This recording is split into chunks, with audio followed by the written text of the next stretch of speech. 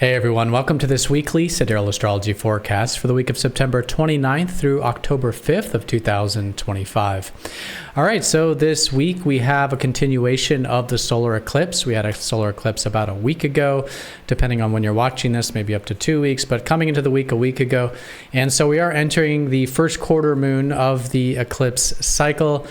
First quarters are always a time of really manifesting things. And so early in the week, we really start to manifest what this whole solar eclipse is about, very likely what the next 6 months are about as well, as these eclipses do tend to lean towards larger yearly types of cycles.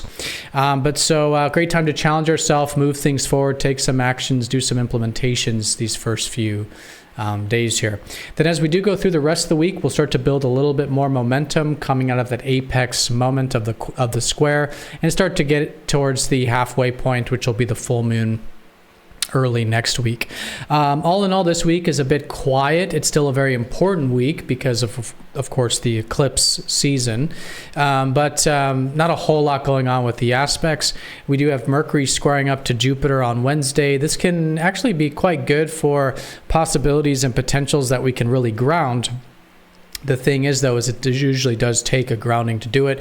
We might feel maybe a bit optimistic, hopeful on one extreme, but then maybe on the other extreme, not so much. And so a little bit of a pendulum there with some of the possibilities and potentials. But if we can ground them, that can be really good. And then Mercury will be opposite Chiron on Friday. Nothing major here, but maybe some healing with some of the things that we could be implementing, maybe with the way we're thinking about things, a change of perspective that can be quite healing. And maybe our communications prompting some of that healing as well. All right, so let's go and take a look at all of this here in more detail when we return.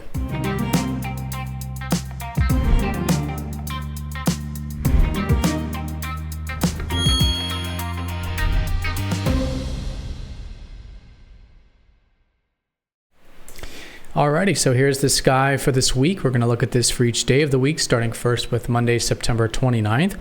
And as you can see here, we are using the uneven size of the constellations as they're seen visibly in the sky. And so the signs do change. You might be expecting the sun to be in Libra by now. So if you are noticing the signs are different, definitely check out the link down below for more information. Okay, so let's do a recap. We haven't had any sign changes, but we're about to have some sign changes next week.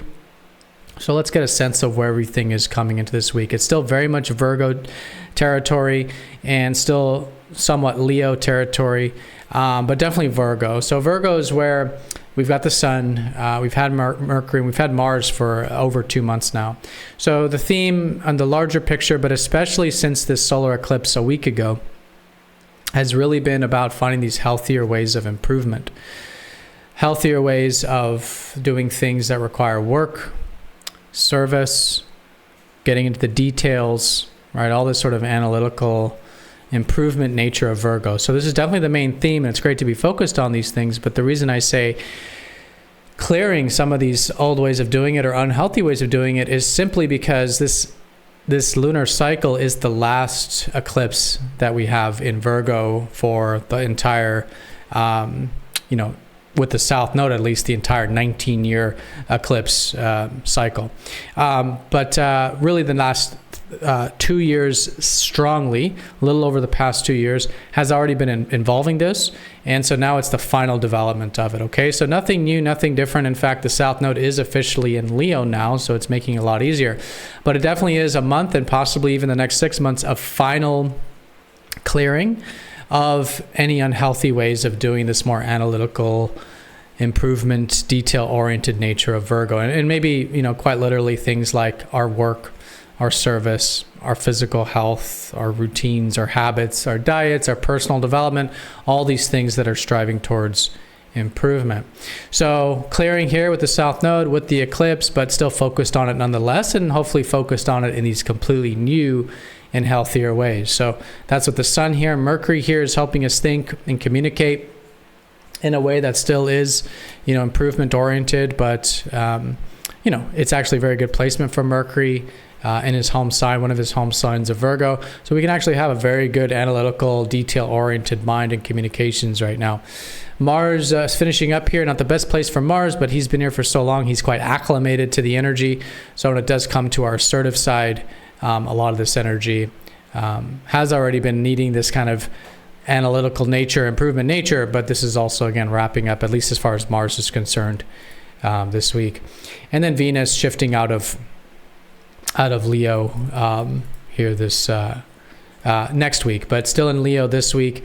And Leo is all about self-expression. So while there's a lot of this more analytical side of Virgo, there is really great creative energy available. There's playful energy available. There's expressive energy available, especially in terms of what we can connect to, enjoy, and in our relationships as well. So this is a lot what Venus symbolizes. Okay, so yeah, great week for these things. This is where everything is coming into the week here. All right, so like I said, the aspects are quite quiet. Coming into Monday, again, we'll be in the first quarter moon. And so this is, like I said, the manifestation time of the solar eclipse cycle. It is the integration point where a lot of things can come to developments, to the forefront, and really a lot of things being built or moved forward. But the challenge is that while we have this more analytical side of Virgo, we're really called to now access more of our free-spirited side of Sagittarius. So as you can see, these are two very different energies. Virgo wants to improve, create some structure, and Sagittarius just wants to be free. Sagittarius wants to expand those horizons. And so how can we integrate both? And as with every square, the integration is what's called the modality, which is the type of energy that they're involved with is actually the same when it comes to the modality. And so this is what we call mutable energy, which is all about creating more flexibility in our life. So put simply, these first few days of the week, if there's anything that you can intentionally be more flexible with, try to incorporate a little more flexible energy, the better, because Virgo actually wants flexibility, being a mutable sign. But flexibility through earth, through structure, right? So things like building a routine and adapting the routine, striving towards improvement and adapting that improvement. So still good to be flexible with really ourself and the things we have control over, refinement, self-improvement, things like this. But now Sagittarius is really calling on the more adventurous and free-spirited type of flexibility when we're open to expanding our horizons, right?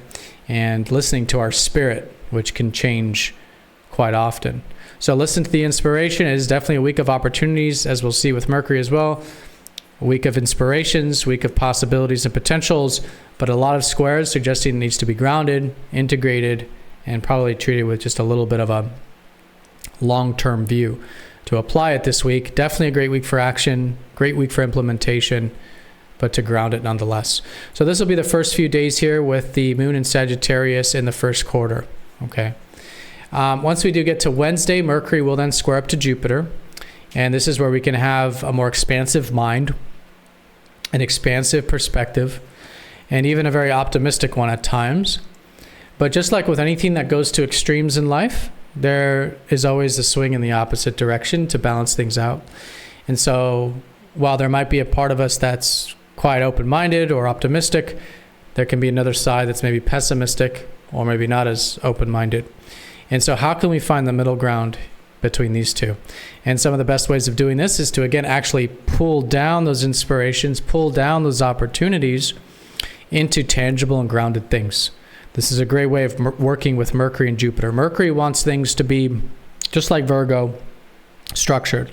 It's the left brain, right? It's the, forming things into concepts, understanding, practical stuff.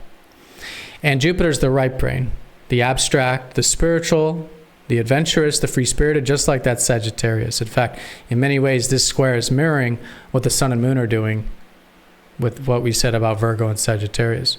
So Wednesday, definitely a good day for this. Grounding the two, possibilities, but also work. Open-mindedness with action. And in this way, very good time.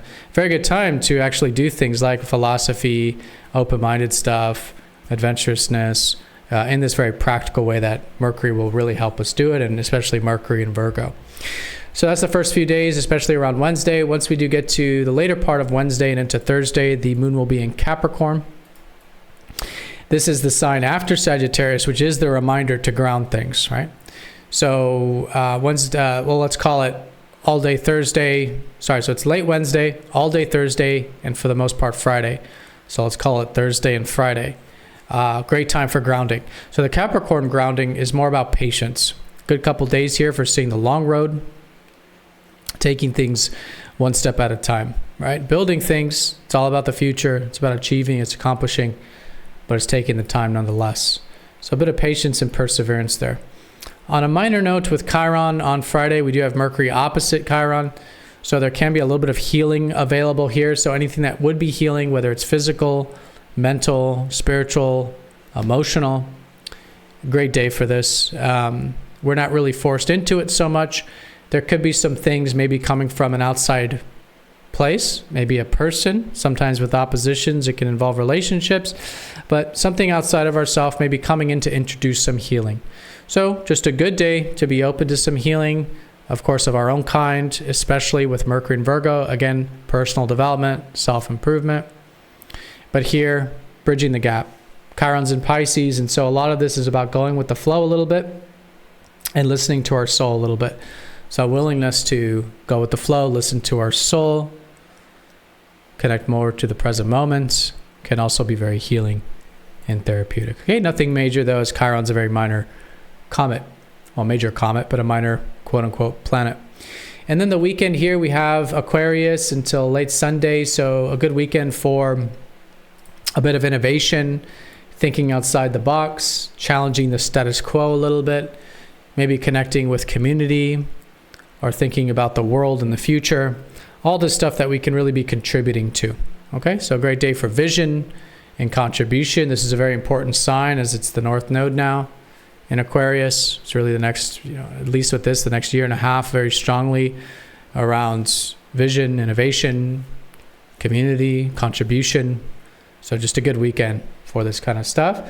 And then the moon enters Pisces very late Sunday. That'll take us into next week. And that's, of course, where we'll have the full moon of the solar eclipse cycle. So by this point, later in the week, we've definitely built some momentum.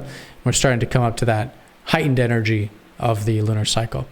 All right, everyone. So that's the week in a nutshell. Really, I said a lot more than needed to be said. This is actually quite straightforward, an important week, but a straightforward one to interpret. And it's really about this solar eclipse cycle. The first half of the week, action, implementation, manifestation of all the things that have been recently in development, probably in the context of creating a little more structure in our life with the Virgo, striving towards maybe improvement or personal development or work or health in healthy and balanced ways. What's going to help us do that is to be flexible these first few days, and to be flexible the first few days with open-mindedness, free-spiritedness, listening to our spirit for life, being flexible in that domain. And all in all, it's just a great week to still be implementing, but with flexibility.